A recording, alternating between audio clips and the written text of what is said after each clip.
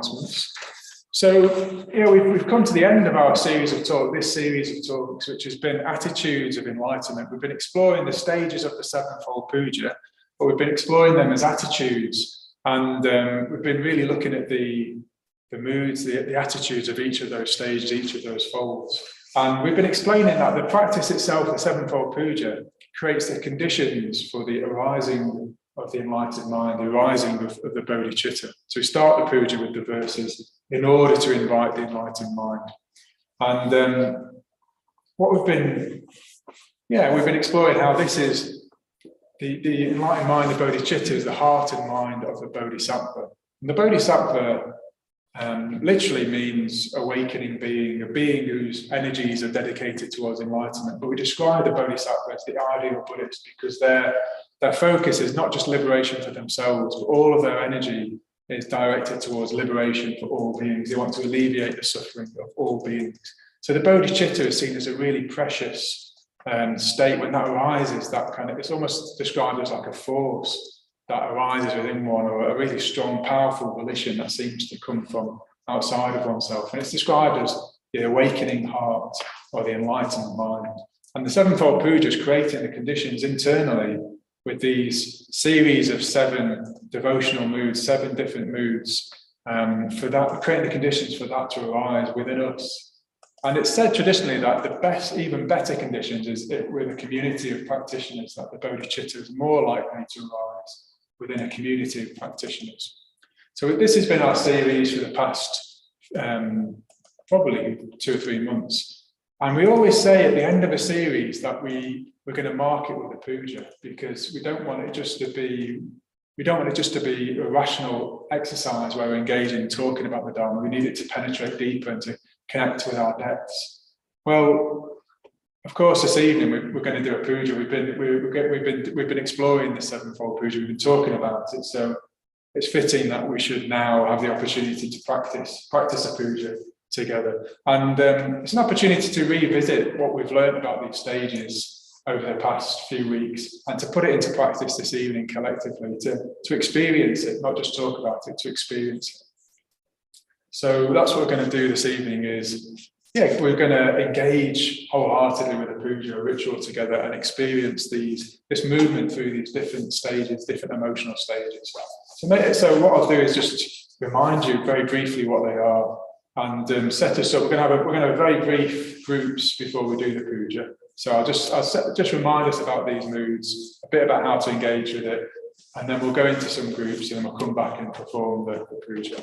That's the plan, basically. Usually, when we have a puja, we just have a slightly different schedule, and we'll end with the tea break. So I guess for you guys on Zoom, the evening will end at the end of the puja. So brief talk from me now, some short groups, and then we'll come back to do the puja.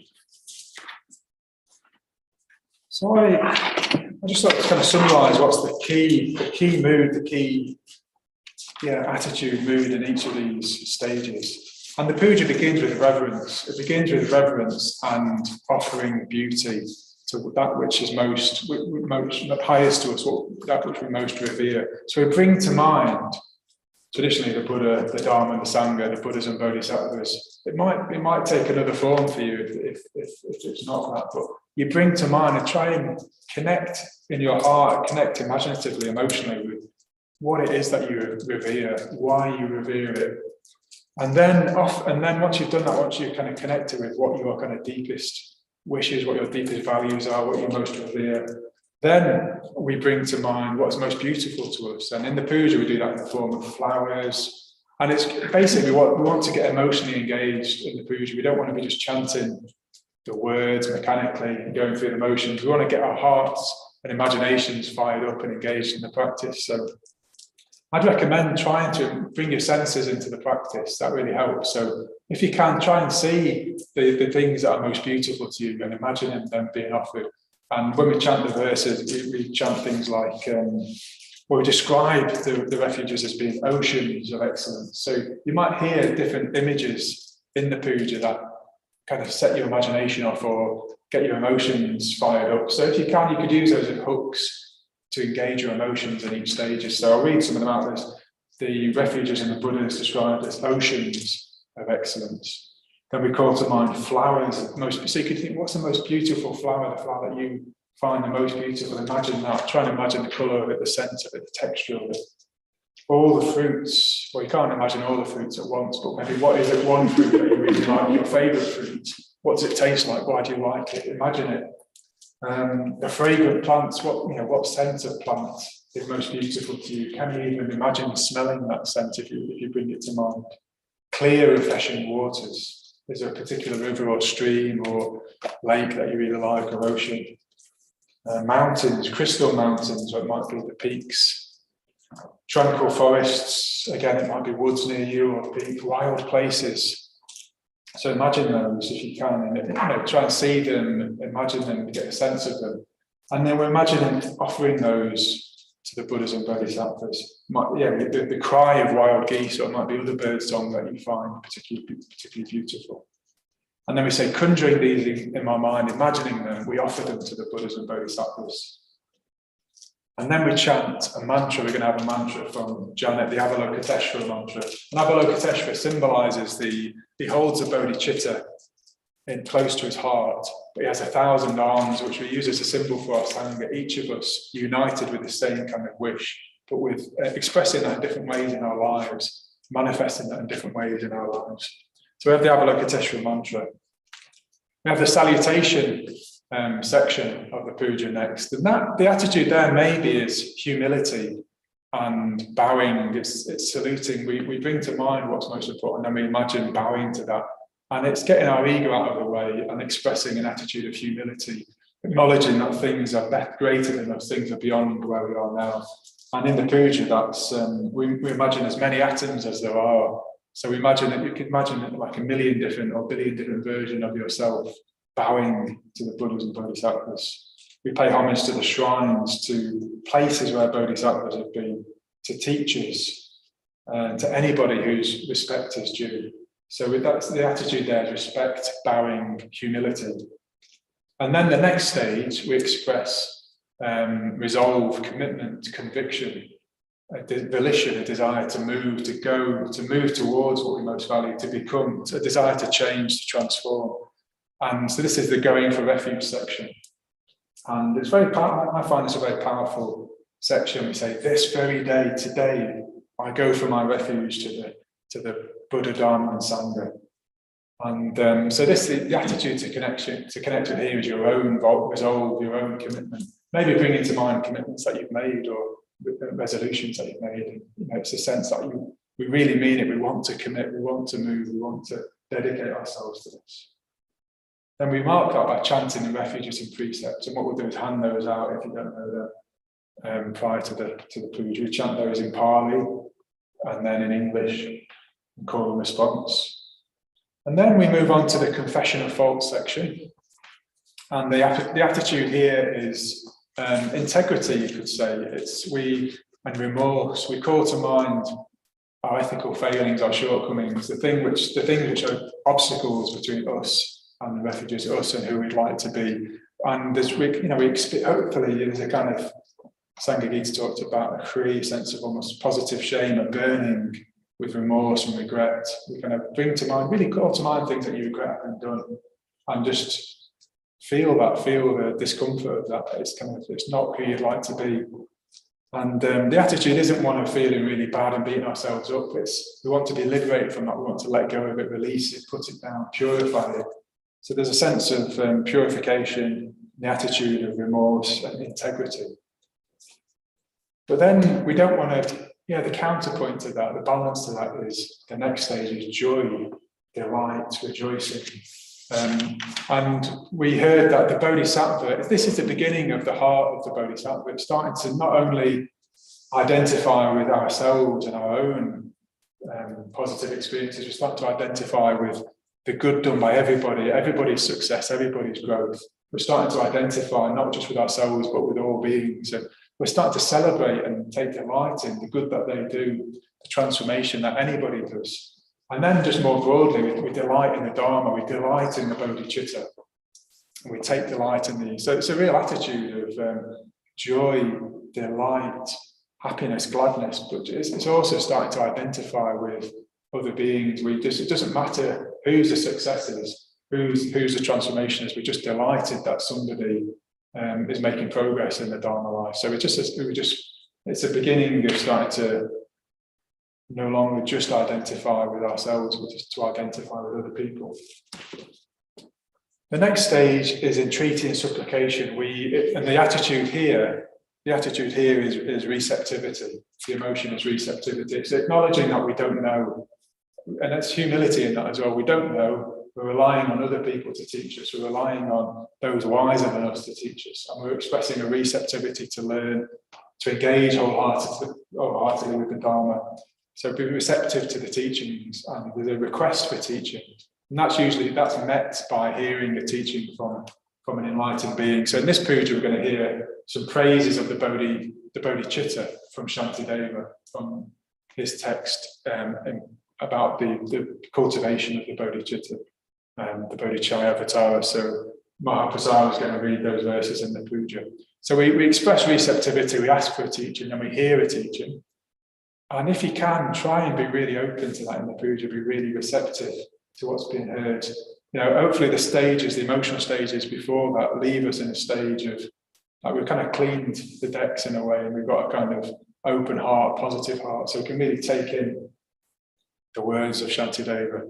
And then we chant the Heart Sutra, which is another level of receptivity beyond the teachings, beyond the concepts. We're opening up to that which is beyond reason, beyond concepts, the enlightened mind and wisdom which transcends concepts, transcends the rational mind. So we chant the Heart Sutra just to evoke that, the magic and the mystery of that, and the sense of that, the beauty of that.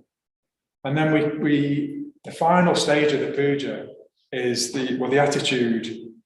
For me, it's a solidarity and a love for all beings and a desire to serve other beings. So it's called the Transference of merit and self-surrender, which Satyajyoti told us about last week. And the movement there is again outwards. We're wanting to give away any benefit from our practice in our life generally, and in this puja, for all beings to benefit. And this is kind of stamping the kind of general attitude of the Bodhisattva. The Bodhisattva lives to serve other beings, and that's their desire, that's their wish, is to liberate and serve other beings. And there's very beautiful verses in that section of the puja. May I be a light for those who are lost. Again, lots full of imagery. May I be a doctor. May I be a nurse for all beings. May I be a harbour for those that need shelter. And it evokes the Buddhas throughout time and saying, I'm resolving again to set foot on this path. And we invite the world to be our guest at a feast of delight. So we get a really beautiful image. So that's what we've evoked over the last few weeks and months, these emotional states, these moods. And what I really encourage you to do when we do the puja soon, try, as I say, engage imaginatively, engage emotionally with those stages and enter into it as wholeheartedly as you can. And then the puja will really have effect and really come alive. What we're going to do now in our groups, just briefly for 20 minutes, we're going to have groups, and I'd like you just to explore which of those moods seems most alive or significant for you at the moment. Which of those 7 moods that I've described seems most beautiful, inspiring, alive, significant for you at the moment? And just share that with other people in the group and why. And then if there's still space in the group, you might also want to talk about, is there a particular image from the puja that evokes something for me that I can really connect with imaginatively. So.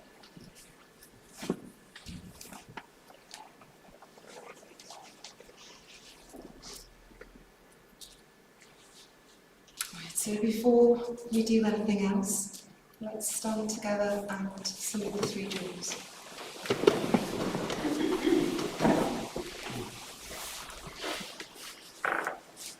So beautiful, isn't it, with the lights? It's gorgeous.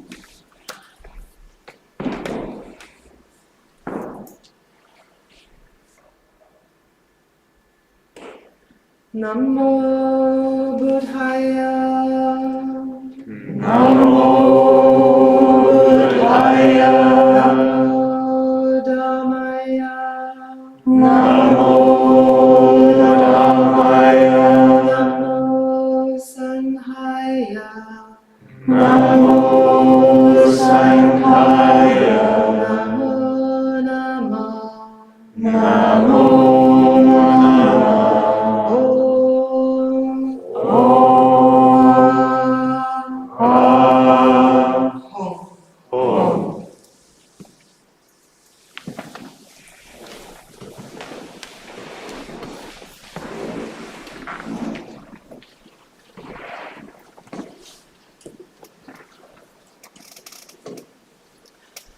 So here in a way is a culmination of many weeks of reflection and discussion and listening and being receptive and deciding what we think about puja and sharing that, hearing what other people think and being receptive to that.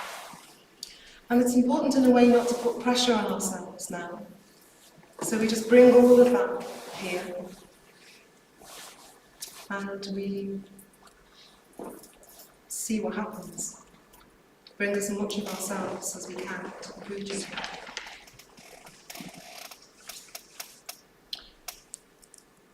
So we can kind of bring all the different aspects of ourselves, even the scattered bits of us from tonight, you know, when we arrived and ate together, and then we came up here and listened to the talk, and then we went into groups, and now we've come back.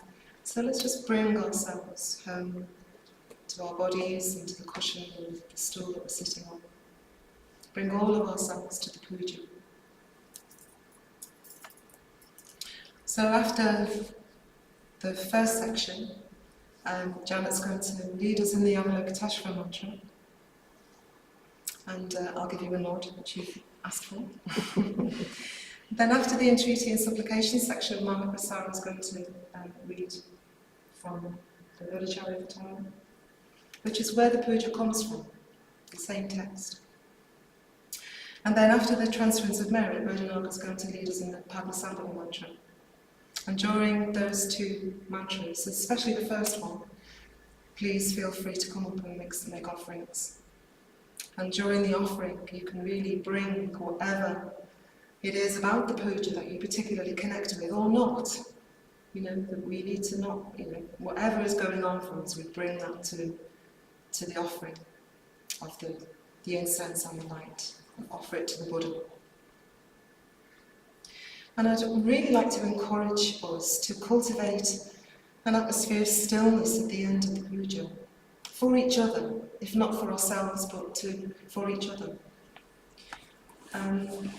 So if you're starting to feel a bit fidgety, starting to feel a bit uncomfortable, if there's any shuffling to be done, if you could do that during the concluding mantras, that would be great, so that after the last shanti, we can just drop everything. And just sit and drop into the silence that we have created through the puja. So there's no need at the end to put mats and cushions and chairs away. And not then anyway, so please feel free to sit on. If you want to sit on at the end of the puja, that would be fine. And then we'll go down and have a break at the end, a cup of tea. And then at some point in the evening, if people could come back up and help put things away, that would be great.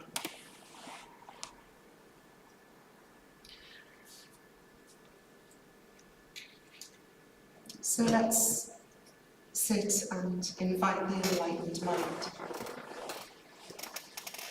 making sure that we are really settled in our posture, as if we were settling to meditate. Relaxing in the belly, connecting with the earth, dropping down through the pelvis into the ground below.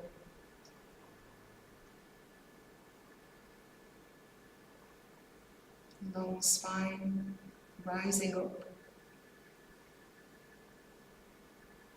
but rooted and earthed at the same time. Noticing the breath in the body.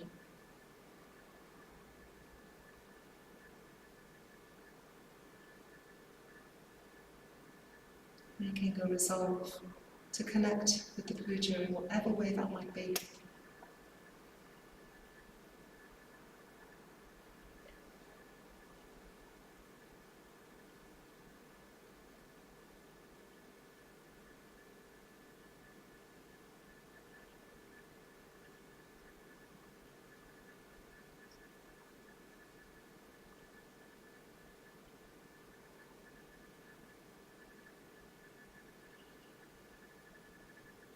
Sevenfold Puja.